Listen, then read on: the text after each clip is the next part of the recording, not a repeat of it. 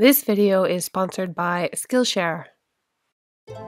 In the last 5 years, I have tried a lot of tools and products for flipping neglected furniture, and I started out working in a basement with what I affectionately referred to as the Hobbit door, with a couple of paintbrushes, a few jars of chalk paint from Michael's, and some very basic tools like screwdrivers and a hammer. The workroom and selection of products and tools I have access to now took a few years and considerable money to accumulate, but I was doing great pieces long before I had this nice space and stocked room. You have been asking me for months for a list of some of my favorite products and tools, and I want to break them down into 3 categories. My must-haves, which are tools and products I use regularly that would make what I do difficult if I didn't have them. My nice-to-haves, things that make my work easier and more efficient but I can still produce nice work without them. And my worth saving up for group. Bigger ticket items that I have now but took time to acquire. Things I did without for years but have a permanent place in my workroom now. One thing to note is that I do both painted and full restorations and refinishing without paint, so I'm including tools and products I use in general, not necessarily for one style of refinishing only. Obviously, before I can work on any piece, I have to pick it up and bring it home, right? I drive a Jeep Cherokee Trailhawk, which isn't the biggest SUV out there, so most of the time pieces need at least some disassembly so that I can transport them. Because of this, I have a pocket in the Jeep with tools I use just for pickups and deliveries. Sometimes you get lucky and the homeowner or thrift store will have what you need to help, but don't bank on that. Get yourself these items and leave them in your vehicle at all times. Yes, sometimes this means buying 2 of something so that you have them in the workroom as well, but you'll never spend an hour driving somewhere only to discover you forgot the measuring tape or screwdriver in the workroom. Trust me, it is worth the extra dollars to have 2 sets of the following items. You absolutely need a measuring tape and never trust a Facebook ad for measurements. I like to have metric and imperial hex sets. You tend to need these more on cheaper big box furniture, like end tables and coffee tables when you have to take the legs off. Another absolute must is a multi-bit screwdriver. I also keep a small adjustable wrench to help take bolts off table legs, and I have a small blade to help cut any twine or rope or tape that may be holding pieces together.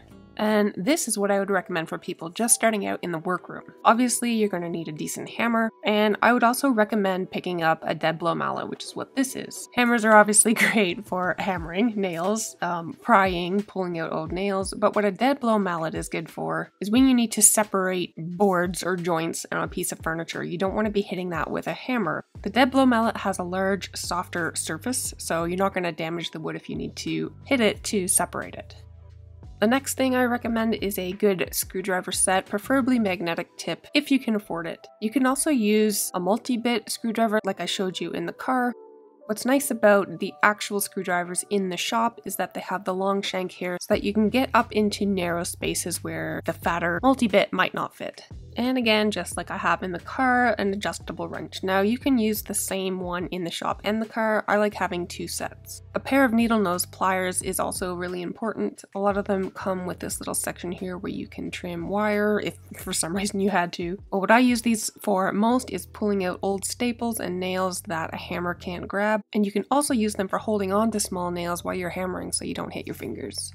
Now you could just buy a few individual hex keys, but when you really get into flipping furniture, especially cheaper furniture, you get them from all over the place and they don't always have the same size, so I like to have sets.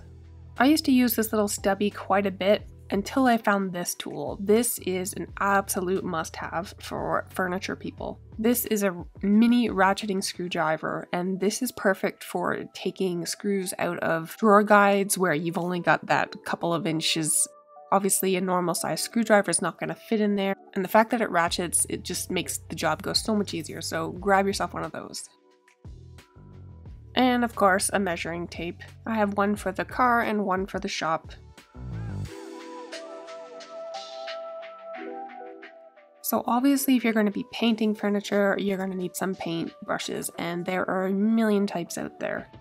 We've all seen the brand name ones, Staalmeester and the Wooster, which is what this one is, and I actually really like the flexible little handle on it.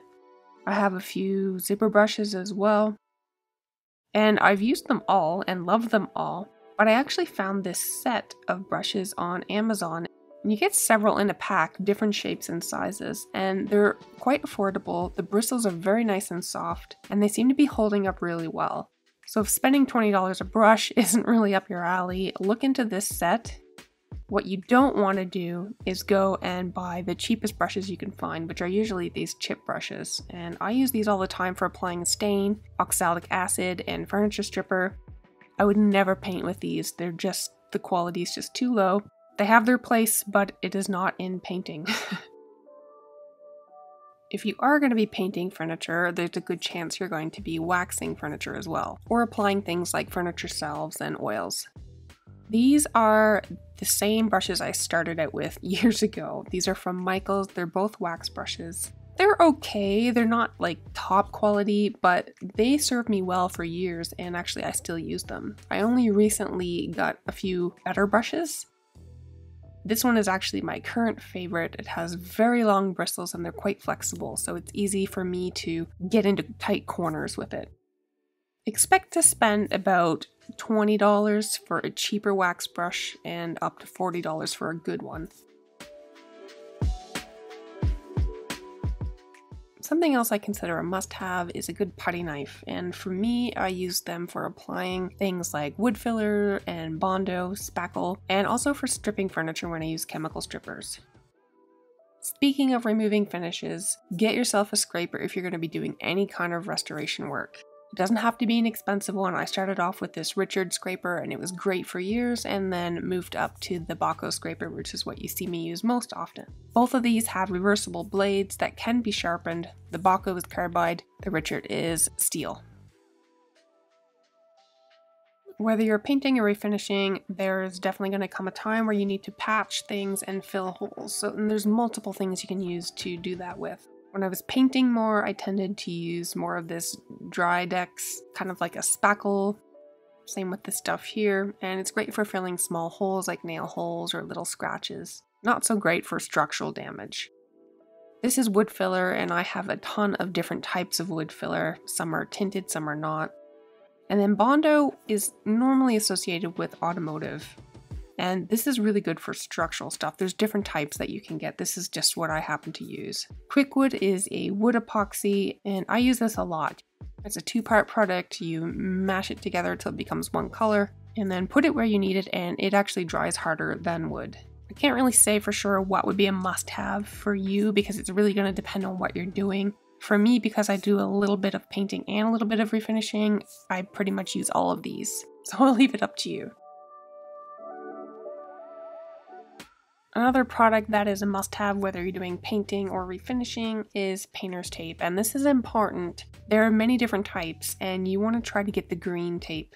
The blue tape is really rough on finishes, and sometimes if you apply it over certain finishes, it will actually eat the finish underneath the tape, so stick with the green. Obviously this is good for keeping paint away from where you don't want it, but it's also good for doing glue ups so that you don't get glue all over what you're doing.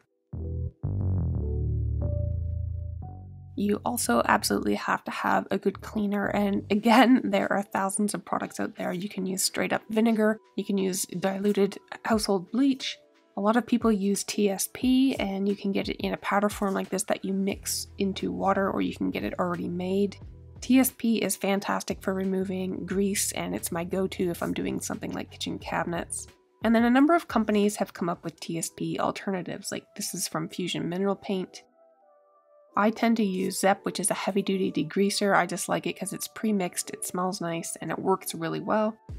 This is Safe Prep. This is what I started out using. Again, it's another TSP alternative. Just make sure you know what you're using because some of these require rinsing.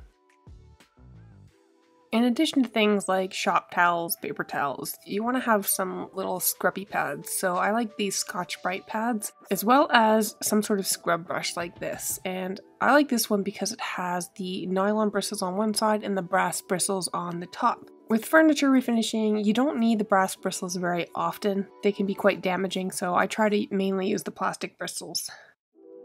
And of course some rags. If you've got old t-shirts or towels you can cut up, you can save yourself some money. I buy mine in huge bags from a thrift store that cuts up all the clothes that are donated and can't be resold. And nobody likes to talk about this, but PPE is very important. Whether you use disposable gloves like this or reusable gloves, you're going to need gloves at some point to protect your hands, whether that's from cleaners or stripping agents, different spray paints. It's also very important to protect your lungs. Now, me having asthma and allergies, this is very important for me. So there's many different types of masks, from very lightweight masks like this to particulate respirators and masks.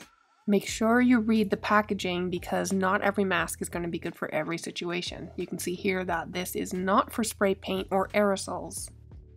This, on the other hand, is, and this is what I use when I'm spraying things like lacquer, spray paints, etc. What's nice about this particular one is that you can actually change out the filters as necessary, and you can even change the type of filter, so you can use the same respirator but switch out the filters depending on what you're doing.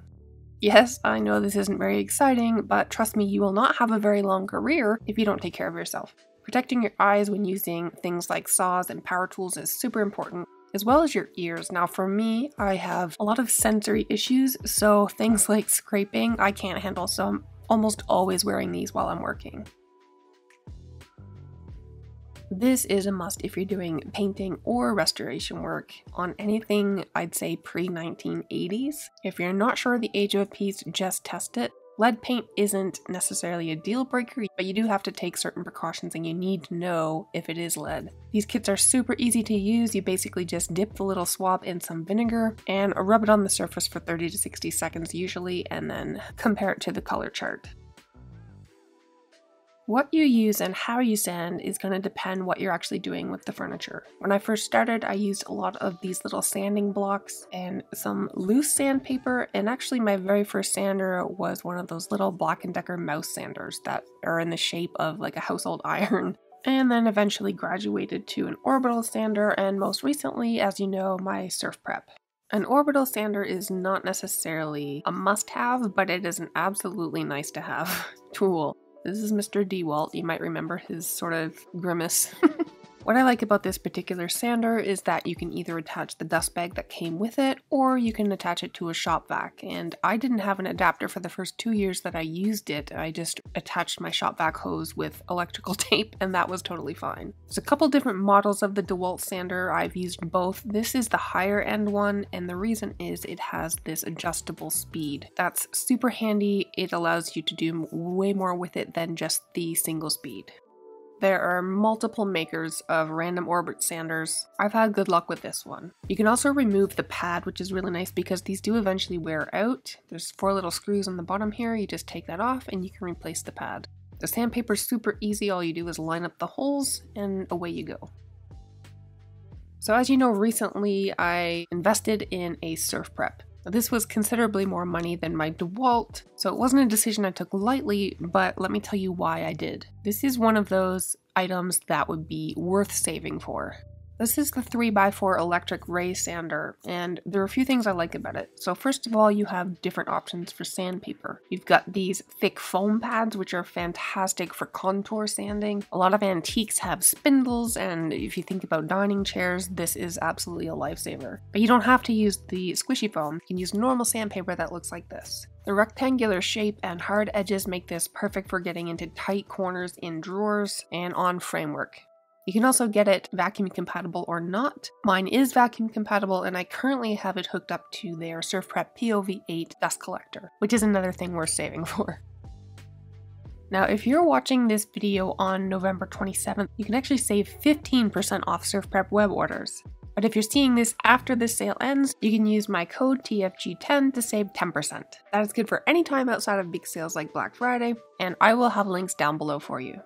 Now, whether you're going with sanding blocks like this, loose sandpaper, buying yourself an orbital sander or a surf prep, there are some grits I would recommend you start out with, and that would be 80 grit, 100 grit, 120 grit, 150, 180, and 220.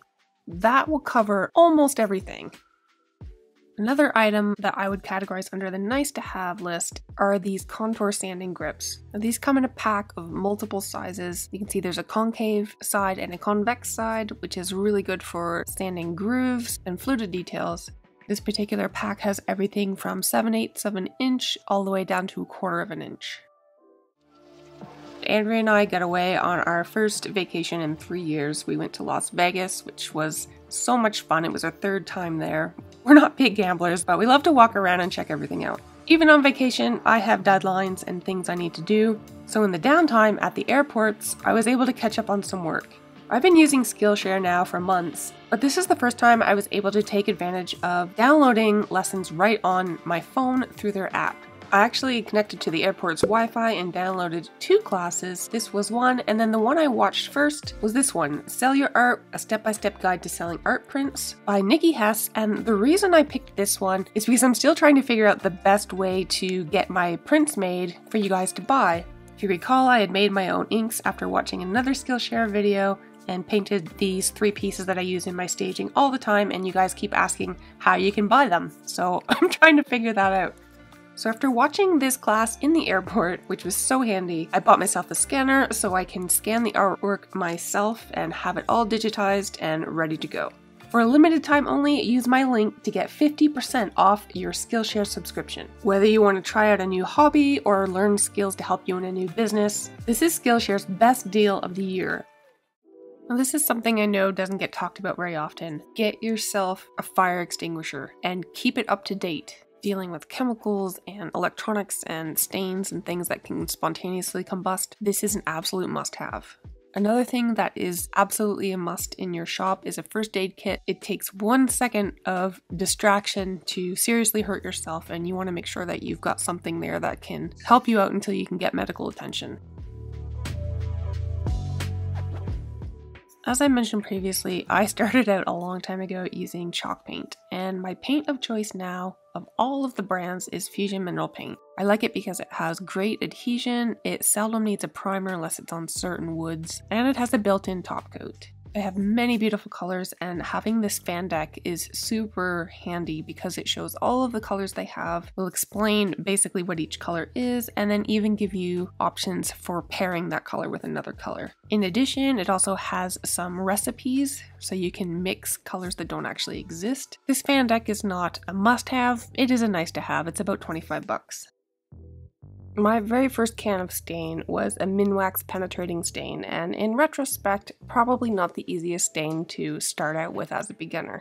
I've since moved on to the gel stains. I just find they're a little bit easier for application and less prone to blotchiness on difficult woods like maple. And my favorite of the gel stains is General Finishes, especially the color Nutmeg and Antique Walnut. While I do, at least at this point, prefer oil-based stains, water-based stains are definitely making a name for themselves. There are some advantages over oil-based stains, like the fact that it doesn't leave lap marks, and it's an easy cleanup with soap and water.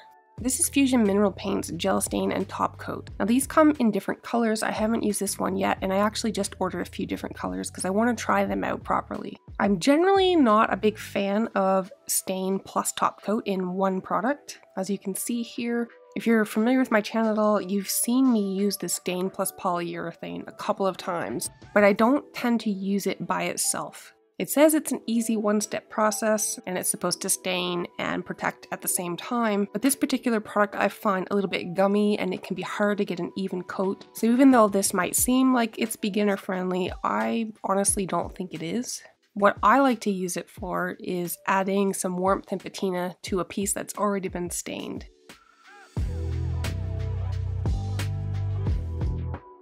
Minwax Polycrylic is a water-based finish, and it was one of the first ones I ever used. As you can see, I still have it in my workroom. I don't use it quite as much now. I have better options for me. It is fairly easy to put on, it dries and cures very quickly, but I just have preferences for different finishes now. And this should not be a surprise at all to anybody familiar with my channel. I love Odie's oil. It is a tongue oil based finish. It's food safe, it smells amazing. It is a penetrating finish, and there's 3 main types that I use. So this is the Odie's Universal Oil. You can see it's got a consistency a bit like honey. The wood butter is kind of a cross between the Universal Oil and the wax.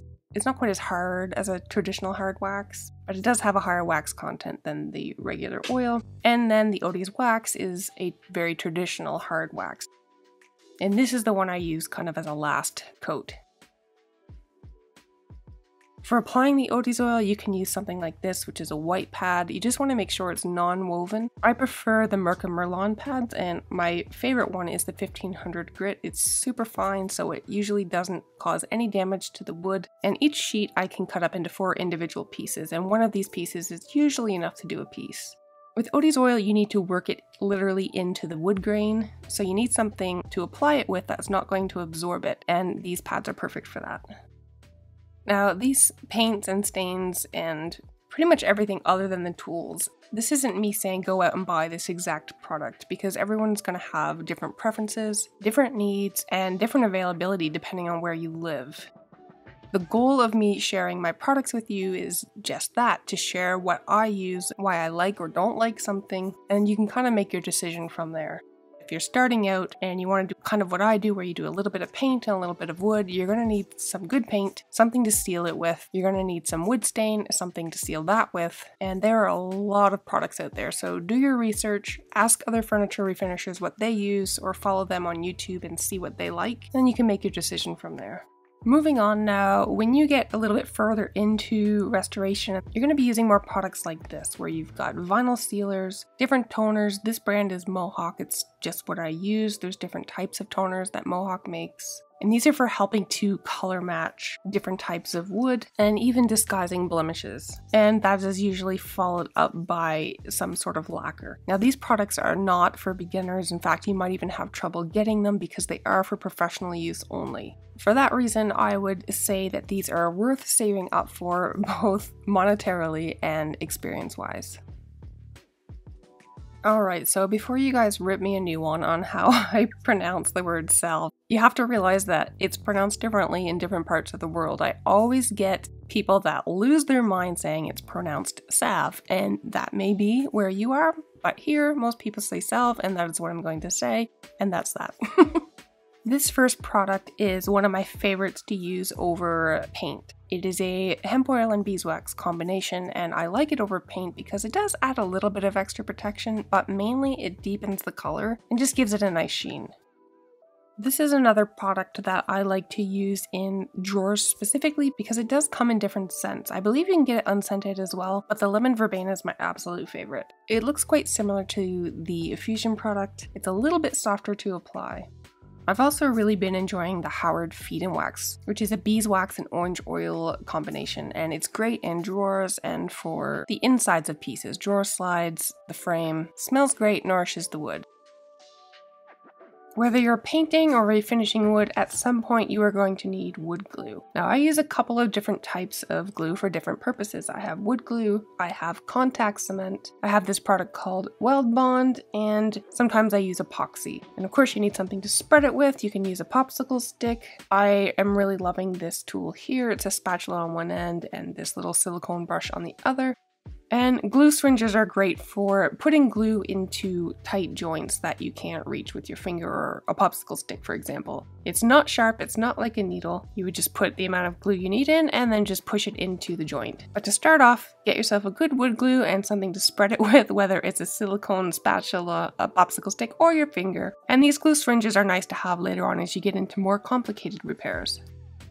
Now, if you're going to be doing some super easy flipping where you buy a piece for, say, $50 and then clean it up and sell it for $100, putty pencils and paint and stain markers are great for hiding little nicks and dings on a piece. These are the stain markers I used the most when I first started, and these are the ones I tend to use now. These are from Mohawk. These are brush tip markers that are best used for replicating grain in wood. Now, I've had a few people ask me about these and how to know which color to use with certain furniture. Unfortunately, there's no way for me to really tell you that. That is entirely experience, as well as knowing a bit about how color works. And I think being an artist, I have a little bit of a head above with that. So I'm sorry I don't have a good answer for the people that have asked that specific question.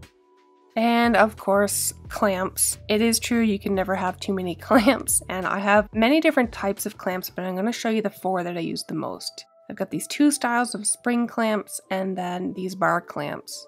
I have 8 of each of these. These are great for holding down veneer on the edge of things, as well as holding onto furniture legs while you're staining or painting them. I do have a few other sizes in these longer clamps. And you can get away with owning less clamps if you find creative ways to use them, such as putting shorter ones end to end to make longer ones.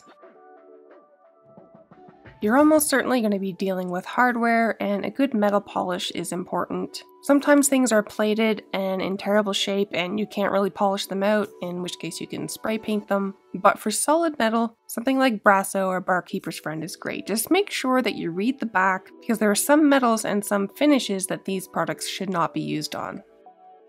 A few tools that you might not need right away but are great to save up for are heat guns, especially if you have 2 heat settings. And power tools like drills and impact drivers. As well, of course, as the accessories that go with them, like drill bits. And these countersink bits are really great for creating a little pocket for the head of the screw to fit in.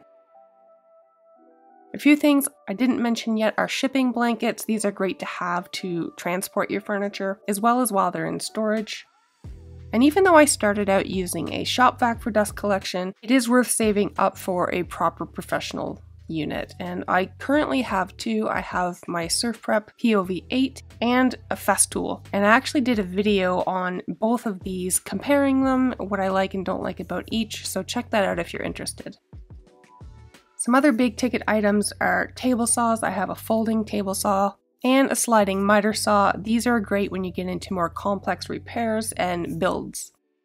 I hope this has helped. This list is absolutely not exhaustive. I have dozens, hundreds, probably more tools in the shop. And in one of my previous videos where I went through my whole workroom, opening every single drawer, every cupboard, if you want to see all of the things that I use, check that video out. This video was meant to be more of a beginner's guide, kind of what you can expect getting into this for upfront costs, and then things that you can upgrade as you go.